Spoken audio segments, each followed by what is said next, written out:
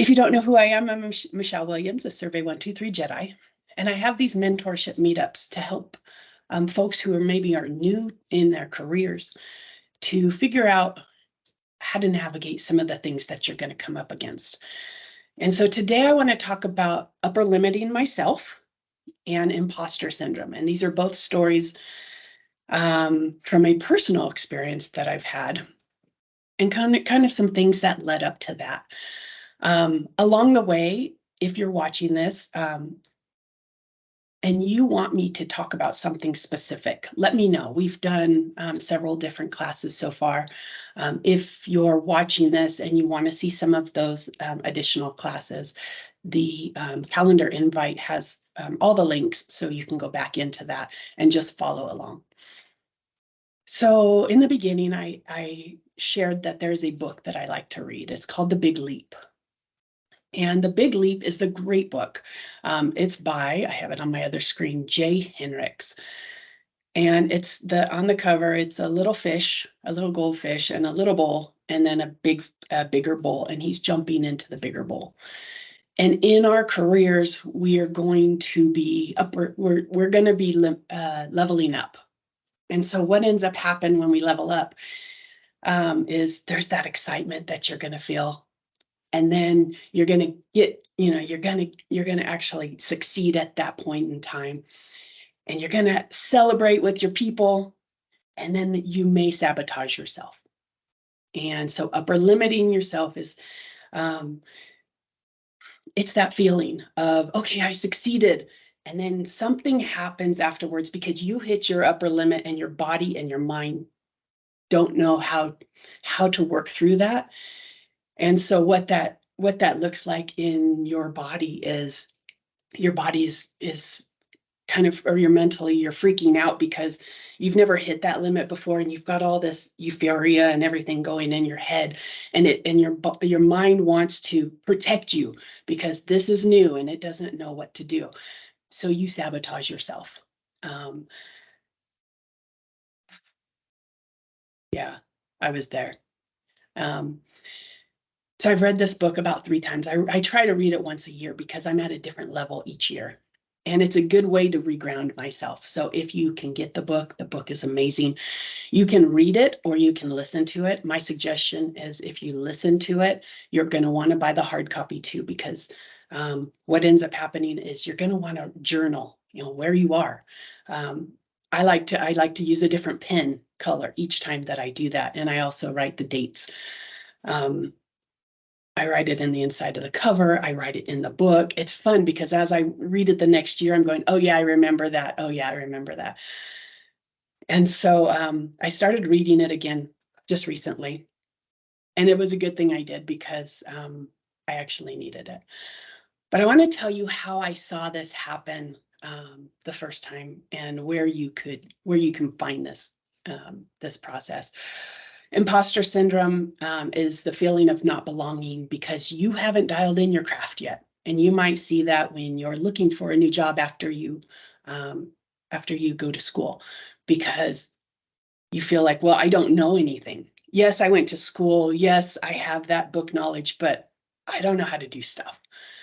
You might feel it, then that's when you do your first interview, you're kind of wonky about it because, they're asking you questions and you're not comfortable in your own skin because this is all new. Finding that first job, actually going to that first job for about the first 4 months, because you don't know anything, but they're going to train you everything you need to know. So if you can embody that while you're going through it. That was the greatest piece of information that I got from ITT when I did that in 1992. They had a really good course, and the best thing that they told us was, it's okay that you don't know anything because they're going to teach you anyways. And that took a lot of stress off. So keep that in mind if you come up against that imposter syndrome.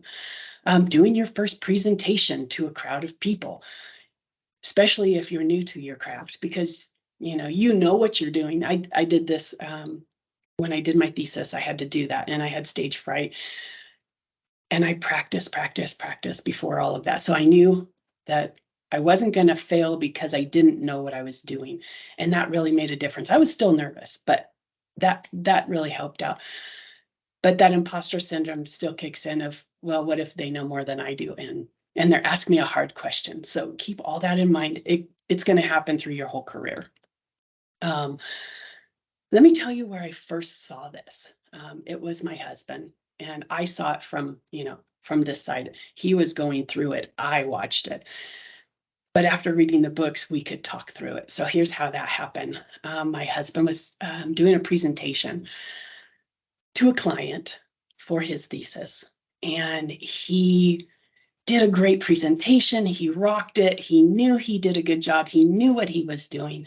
He answered all the questions, and he got off that call and he was excited. And we both celebrated. You do the happy dance because you want to do that mentally, so your brain knows that it's okay. And it was interesting because within an hour after our celebration, he was sad. And I watched it, and I asked him, I said, what triggered that sadness? And he goes, I don't know. And at that moment, we talked through all the day's events and the week's events, trying to figure out what triggered that. And then it clicked. He had hit his upper limit of success that his body was allowing him to have. So he could have that. He could celebrate. And then his body said, oh, that's enough. We can't have any more. And it dropped him into sadness. And so we could see that. And it was amazing because I had never seen that. I'd never looked for that before. And so it was amazing to watch.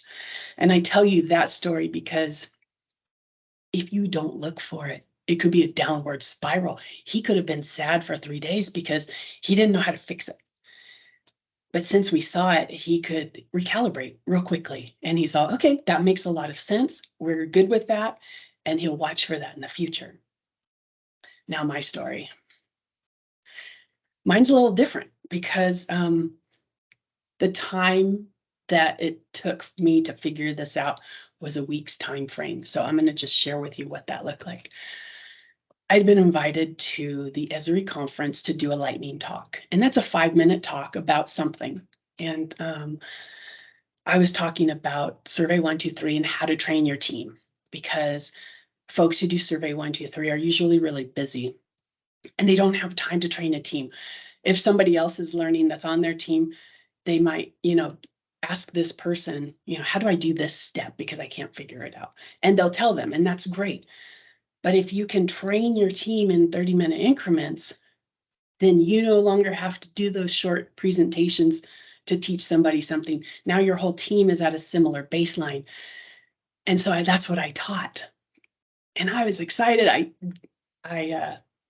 This would have been my first presentation that I'd done in a live audience for several years.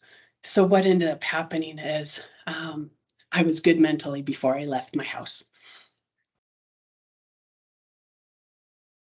When I checked in to the Esri conference for that lightning talk, the room was much bigger than I expected. I expected a small room for like 100 people, because that's what when we did our presentations for our other program, it was 100 people. So 5 minutes in this new room that was 300 people. I'm glad I checked in an hour early because I could mentally get through that. Within an hour, I had to figure that out. But there were a few things that happened. Let's see here. My PowerPoint notes, when I printed them at home, I didn't realize I didn't put the note parts. I only put the screenshots, and that's okay because, I knew what I was going to talk about and I'd have a computer. Well, when I checked in, I won't have a computer to read my notes. The host has the computer and he advances your screens. So that was a little freak out for me. Luckily, I had my computer in my backpack, so I could go downstairs, go to FedEx, have them print my notes out for me. So that was handled, but it was that little bit of panic within that hour's time frame. The room, all of that. So I had to get myself centered before I did that presentation. So I got myself centered within that hour. I was mentally prepared. I knew there were going to be a lot of people. I had my notes, all of that. It was good. I did my presentation. I felt amazing. I didn't say, I didn't say basically, because that's one of my trigger words. When I learned how to do speaking, I figured out I'm not going to say, well, I started putting basically in there. And now I know my son does the same thing. So, but I have to learn how to breathe, just breathe. And I felt really good about that. I was on fire. I did it. It took me about 6 minutes because once I started getting my groove, I didn't stop at 5 minutes, but I couldn't see a timer either. So there was a lot of things going on, but I felt great. My husband and I celebrated afterwards.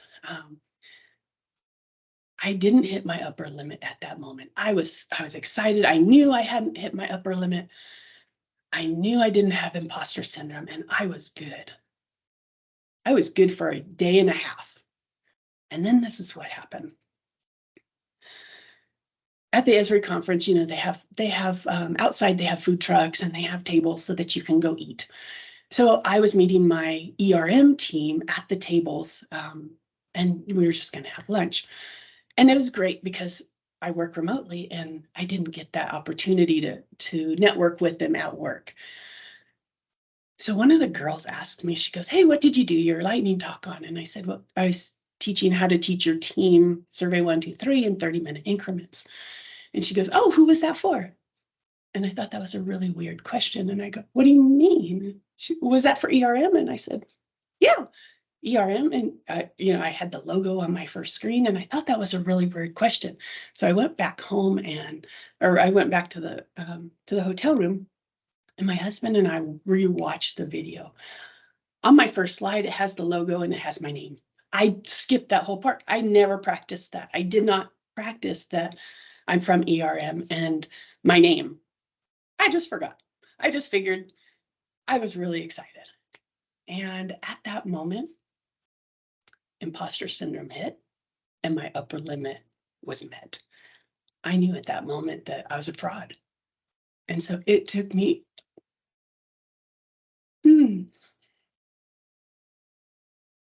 a week to figure that out. So I was in a deep dive for a whole week. That was not supposed to happen. Anyways.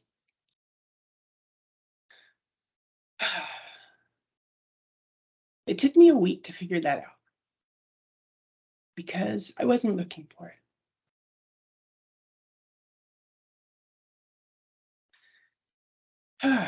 So anyways, I just wanted to share that with you because you're going to hit your upper limit sometime. You're going to have that imposter syndrome sometime. And if you're looking for it, you can work through it quicker. I wasn't looking for it because I knew that day and a half was good. I had done that. So, yeah, that was a hard week for me, but I worked through it. Some of the things I did to work through it, because I wasn't looking for imposter syndrome or upper limiting. I reached out to 2 different people at my organization and said, "Hey, I just, I'm working through this. I'm working through all these issues." And I